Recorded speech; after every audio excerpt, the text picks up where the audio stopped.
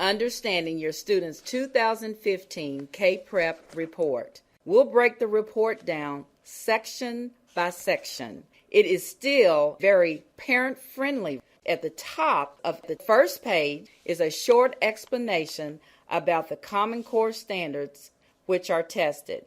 You are also reminded that the results you will see are only one piece of information, and that in order to determine how well your student is doing, you should consider other areas including classwork, projects, and other assessments.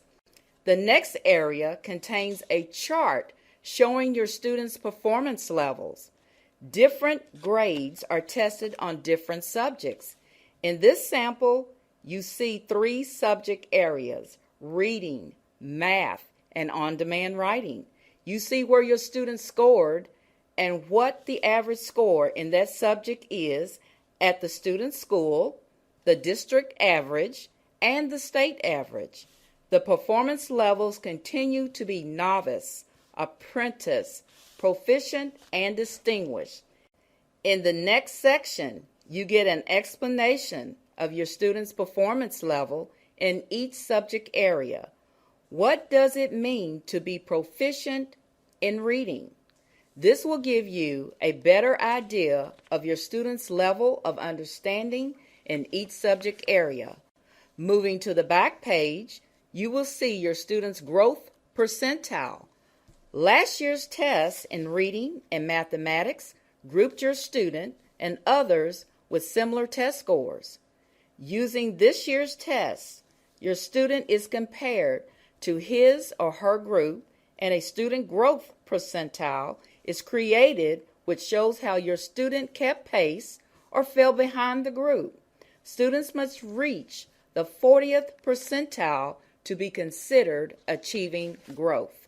The next section contains your students' Lexile and Quantile measures.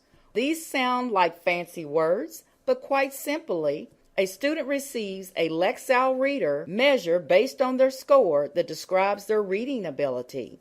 By going to Lexile.com, you can find books that are suitable to the student's Lexile score. The Quantile describes the student's mathematical achievement. By going to Quantiles.com, you can learn more about the student's mathematical skills and understanding of concepts.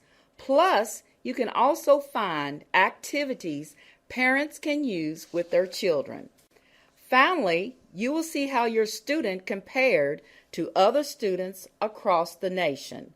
Some of the questions on your students' test were the same questions other students across the nation had tackled on previous tests.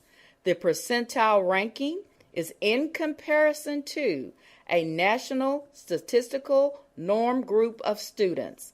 In this instance, in reading, the student performed as well or better than 70% of the national group of students.